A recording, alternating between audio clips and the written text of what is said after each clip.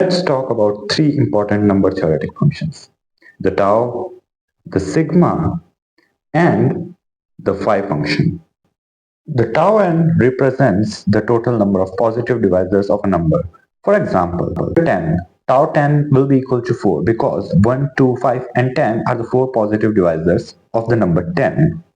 You may ask, but what about large numbers like 100 or 1000? Well, for that we have a formula to calculate the value of tau n. We first write the prime factorization of the number n. For example, here it is p1 to the power k1 into p2 to the power k2 and so on till pn to the power kn. We pick up all the powers of the prime, add 1 to each one of them and multiply them. This product gives the value of tau n. Let's calculate tau 100 as an example. The prime factorization of 100 is as shown. Now we have only two prime factors 2 and 5 and their powers are 2. We add 1 and multiply them and this gives us 9, which is the number of prime divisors of 100. Now let's move to sigma. The sigma gives the sum of all positive divisors of a number n. Again, for example, sigma 10 is equals to 1 plus 2 plus 5 plus 10, which is equals to 18. As we saw earlier, 1, 2, 5 and 10 are the positive divisors of 10. The formula to calculate sigma is as shown. Again, we begin by writing the prime factorization of the number n, then we apply the following formula. Let's take an example. The prime factorization of 10 is as shown, 2 to the power 1 into 5 to the power 1. So sigma 10 can be calculated as shown. So we get the first term as 2 square minus 1 upon 2 minus 1, as the power of 2 in prime factorization is 1, so we increase the power by 1. Again, the next term becomes 5 square minus 1 upon 5 minus 1. On solving, we get 4 minus 1, which is equals to 3, and 25 minus 1 upon 5 minus 1, which becomes 24 upon 4. Now 24 upon 4 becomes 6, and 6 into 3 becomes 18, which is exactly the value we calculated earlier. So using this formula, we can easily calculate the value of sigma n for any number n.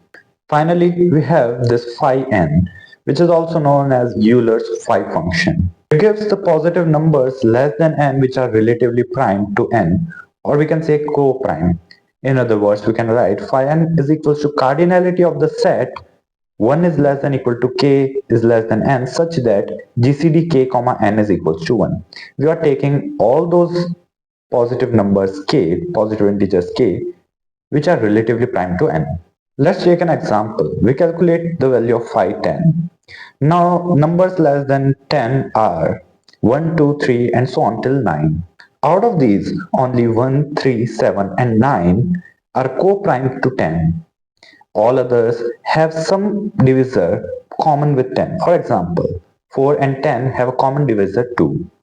So we get 4 positive integers less than 10 which are co-prime to 10. So phi 10 becomes 4. Again, we have a formula for phi n which is dependent on the prime factorization of n.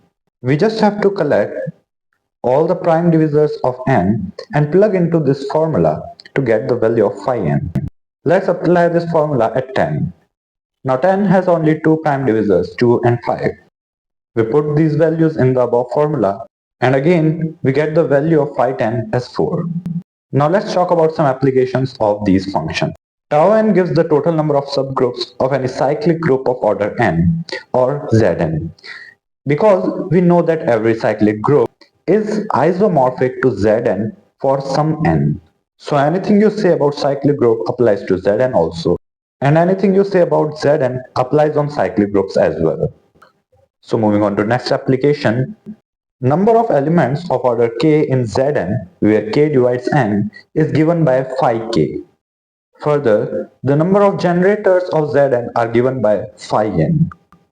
For example, Z10 will have exactly 4 generators because phi 10 is equals to 4. Phi n also gives the order of group of units un of Zn. The group of units un is the group of all the elements of Zn for which multiplicative inverse exists. Moving ahead, the sum tau n plus sigma n gives the total number of subgroups of the dihedral group Dn.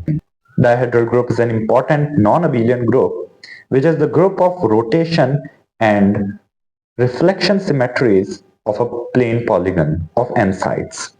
Tau n plus sigma n gives the number of abelian subgroups of Dn, and sigma n minus n gives the number of non-abelian subgroups of Dn.